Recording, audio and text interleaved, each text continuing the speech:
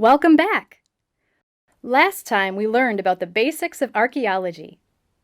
Once an archaeologist asks a question and develops a hypothesis, it's time to prepare a dig site to look for artifacts and test the hypothesis.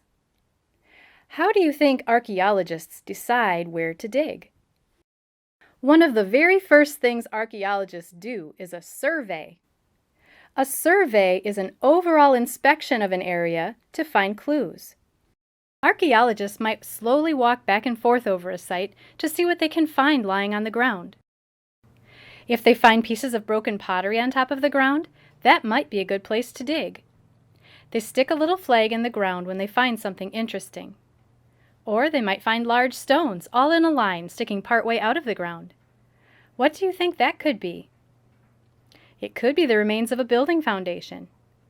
Or they might find sunken areas in the ground, or a little mound in the middle of a flat area, or other strange features that could alert them that it might be a good place to consider digging. They might take long sticks called probes and push them into the ground to see if they hit anything. Sometimes probes help archaeologists find the outline of an old building. Sometimes archaeologists will even use drones to get high-up pictures of an area so that they can see things that they can't see from ground level. There's also an instrument called a GPR, Ground Penetrating Radar. It looks a little like a lawnmower. You push it over an area and it sends signals into the ground to help the archaeologist get an idea of whether or not there's anything important underneath. These are all ways to survey a possible site.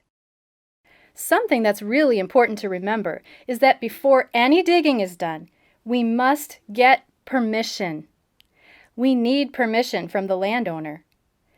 Sometimes we even have to get permission from the government. The whole Indian Agency House property is a historic site. We can't do archaeology digs here without permission from the government.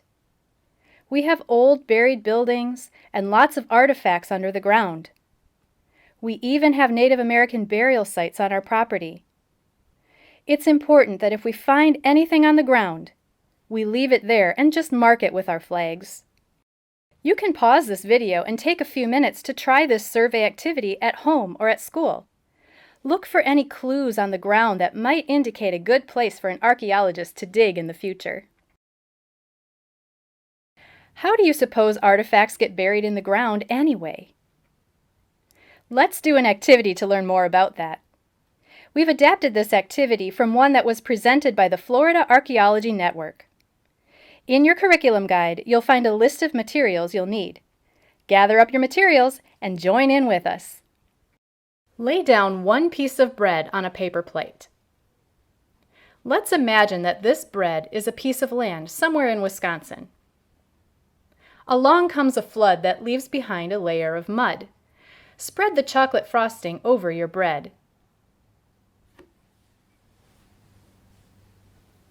Shortly after the flood, a group of early Native Americans camp in this area and build a fire for cooking. Their fire leaves behind charcoal and rocks. Lay some of your mini chocolate chips in a circle to make it look like stones around a campfire. Then fill in the circle with colored sprinkles.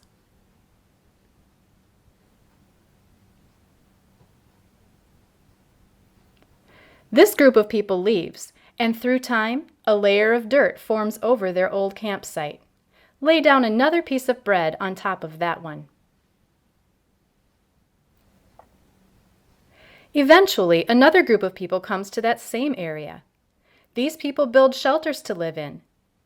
Very carefully and gently, use your plastic knife to cut 4 small holes in the slice of bread, because the people had to dig holes to hold the posts for their shelters. Remove those tiny pieces of bread that you cut out and just set them aside. These holes are their post holes.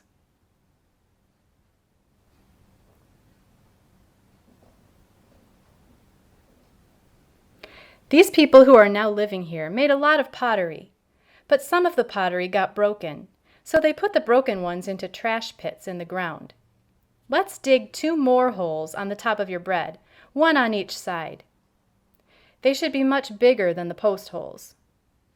Fill your trash pits with the broken M&Ms, which represent broken clay pots.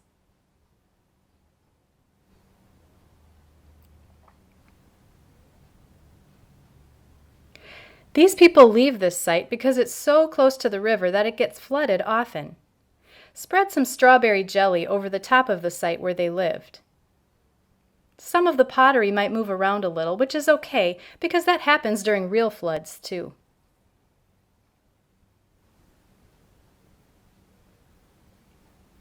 Through time, more layers of dirt are laid down until we get to the present time. Put a third piece of bread on top. Today, an archaeologist comes to this place and suspects that people used to live here a long time ago. He surveys the land and takes some core samples to see if anything shows up. Take your straw and push it down through your sandwich. Did you hit something? You might have found some artifacts. Pull out the straw and look at it. Are there any sprinkles or pieces of pottery in it? Use your straw to take 3 or 4 core samples and see if maybe this is a good place to do an archaeological dig.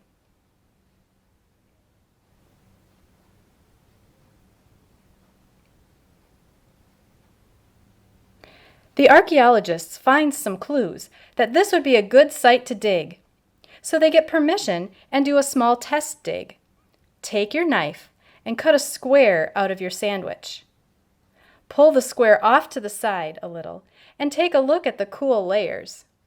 Those layers are called strata.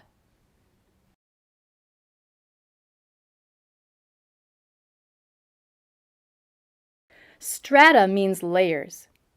Which layer or stratum is the oldest? The one on the top or the one on the bottom? The one on the bottom is the oldest. We put that layer down first. If you put your sandwich in a blender, would you be able to read the layers anymore? No, it would just be a jumbled mess. This is why, when archaeologists find a site to search for artifacts, they don't just dive in and start digging like crazy. When we disturb an archaeological site by digging, or bulldozing, or plowing it, it destroys the strata, and disturbs or destroys the artifacts too. Archaeologists must be very, very careful how they excavate a site. Excavate means to very carefully remove earth from a site little by little in order to find something buried. Archaeologists first lay out a grid over the area they want to excavate. A grid is a system of carefully measured squares made from wooden stakes and string. Why do you suppose archaeologists lay out a grid like this? A grid helps archaeologists keep track of where artifacts are found. Each of the squares has a coordinate, which is kind of like an address. Each square has its own unique address or coordinate.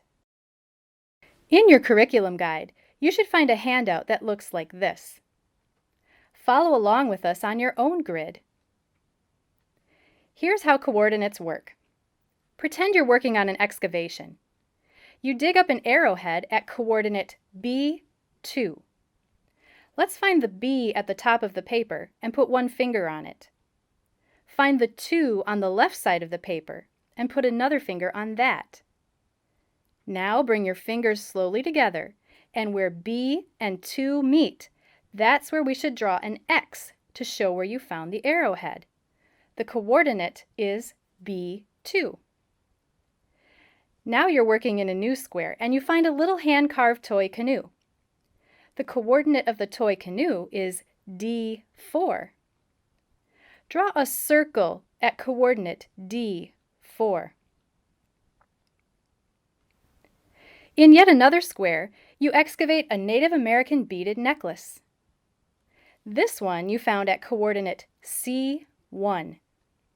Draw a triangle at coordinate C1 to show where you found the necklace.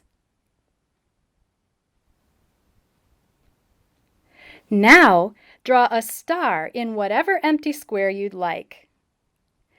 Turn to the person next to you and ask him or her to tell you the coordinate of your star. Can you tell the coordinate of the star I drew? That's right, my star is at coordinate A3. Now you know about some of the things archaeologists need to do to prepare to excavate. In video number 3, you'll learn about what happens next. We'll go out in the field where the dig site is ready and waiting for us.